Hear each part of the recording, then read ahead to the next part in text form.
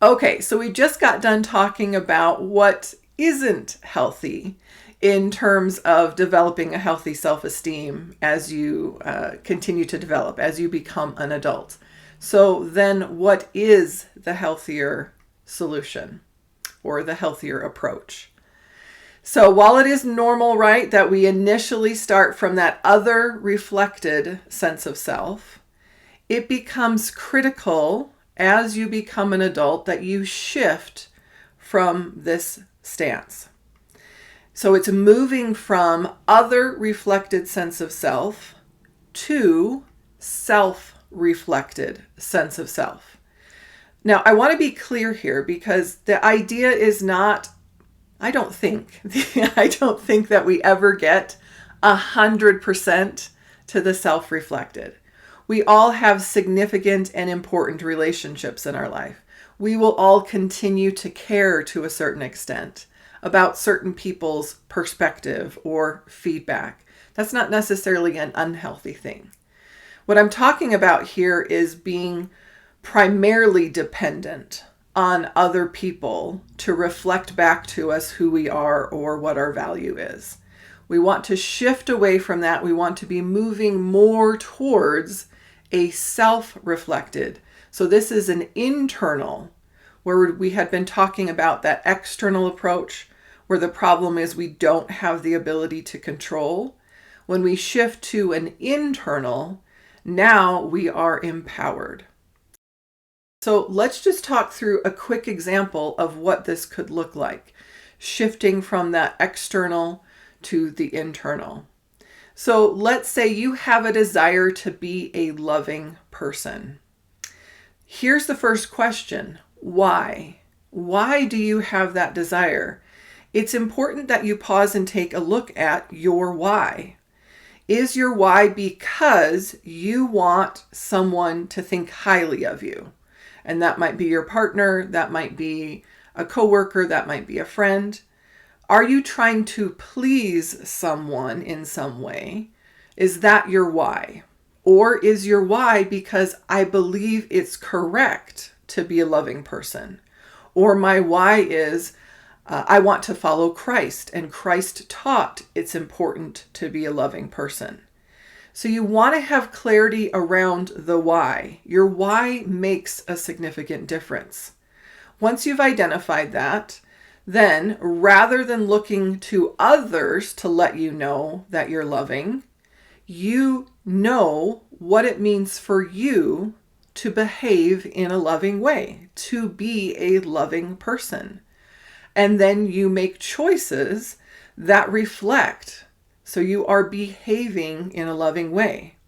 And because none of us are perfect, there will absolutely be times where you are not loving. And so you hold yourself accountable when you fail to behave in a loving way. And rather than beat yourself up or be critical about yourself in those moments, you use it as a learning opportunity. What was going on for me? Why did I struggle? So all of this is internally focused. It's an internal process rather than looking to people outside of yourself to acknowledge or validate, oh, you're such a loving person. So that's the example of the shift. And we're going to dive into this much deeper, but I just wanted to give you sort of high-level view of what this shift looks like. Okay, so to practice shifting from other reflected to self-reflected, it is time to create your vision. Okay, and in its essence, your vision is who are you going to be and why? So the point, or an important point of this exercise, is to begin with the end in mind. As you step into this remodeling process, it is important that you know what direction you're moving in, where you are headed. So having clarity around your vision matters for a couple of reasons. It acts as a roadmap. It can help guide you as you step into this process, help you navigate your journey. It can bring you clarity when you know this is who I want to be and this is why I want to be that woman. Having that clarity can help you in making choices, and it can make a huge difference. Remember last week I talked about there's going to be some messy, there's going to be some uncomfortable in this process. I guarantee it. There's not a lot I can guarantee. That I can guarantee.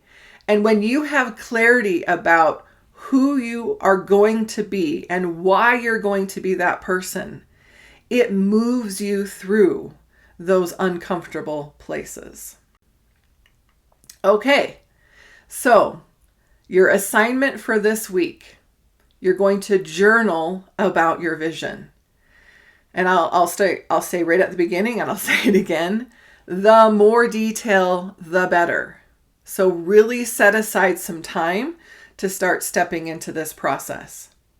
So I'll put these prompts on your worksheet so you'll be reminded. But this is essentially about who are you going to be? Who is the woman? Try and use correct English. Who is the woman you are going to be and why? So how do you want to feel about yourself? How do you want to see yourself? How do you want to talk to yourself? So we talked last week about if you had a friend who talked to you the way that you talk to yourself, how much time would you spend with that friend? So how would you talk to yourself in a way that you love hanging out with yourself? What are the things you would do to take care of yourself? What's the level of energy you want to have? The amount of joy you want to experience? What are things that fill you up, that replenish you? So as I said, the more specific, the better. One way to approach this exercise is to imagine a day. At some point in the future, you imagine a day and you walk yourself through that day. So starting with when I first wake up and open my eyes, what do I want to feel? What do I want to be experiencing? What do I immediately want to be thinking about? And imagine yourself walking through that day. What are the activities you would be doing? How would you be feeling as you're doing those activities? Who would you be interacting with? So again, the more detail, the better. And attach emotion to these, to your vision. So for instance, if you are imagining the day and you're waking up and you immediately want to feel gratitude, that's the first thing that comes to mind. You are immediately thinking about all the things that you are grateful for. Get connected with, where do you experience gratitude in your body? How do you experience that? And bring that emotion up as you're visualizing. I'm in my bed, waking up, and I'm immediately thinking about, and I can feel that in my heart or in my chest, that lightness or that warmth or whatever it is for you.